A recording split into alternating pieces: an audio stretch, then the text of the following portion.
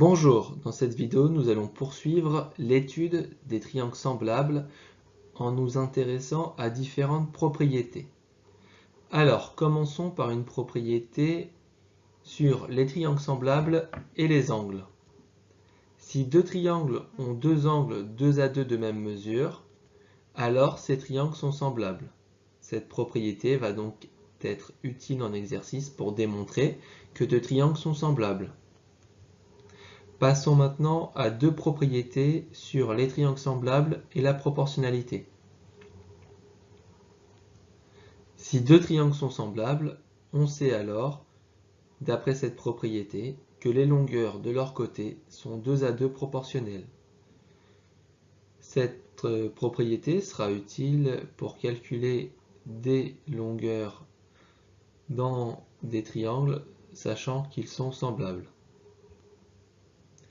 Voyons maintenant sa propriété réciproque. Si deux triangles ont des longueurs 2 à 2 proportionnelles, alors ces triangles sont semblables. Cette propriété sera donc à utiliser lorsque l'on veut démontrer que deux triangles sont semblables. On poursuit l'étude des propriétés en nous intéressant aux triangles semblables et aux agrandissements-réductions. Alors, je rappelle que ces deux notions sont deux notions donc différentes. Les triangles semblables ne concernent que les triangles, comme son nom l'indique, alors que les agrandissements et réductions sont des transformations que l'on peut appliquer à n'importe quel type de figure. Néanmoins, cette propriété nous dit que si deux triangles sont semblables, alors l'un est un agrandissement ou une réduction, tout dépendra de la situation de l'autre. Il y a donc tout de même un lien entre ces deux transformations. Voyons maintenant sa propriété réciproque. Si un triangle est un agrandissement ou une réduction d'un autre triangle, alors cette propriété nous assure que ces deux triangles sont semblables.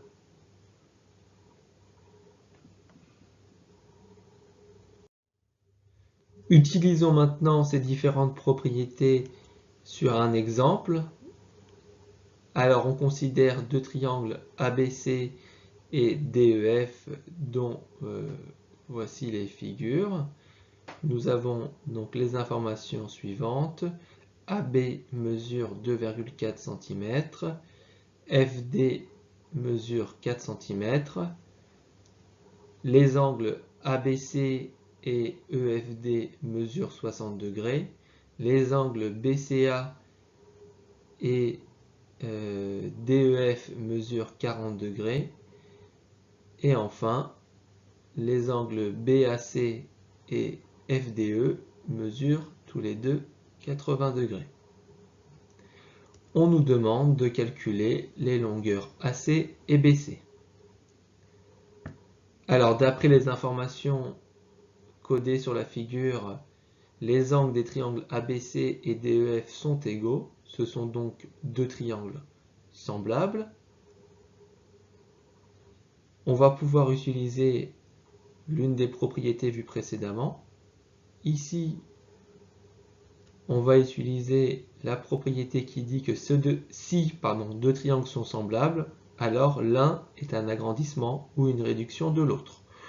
On aurait aussi pu utiliser la propriété sur la proportionnalité des longueurs de deux triangles semblables.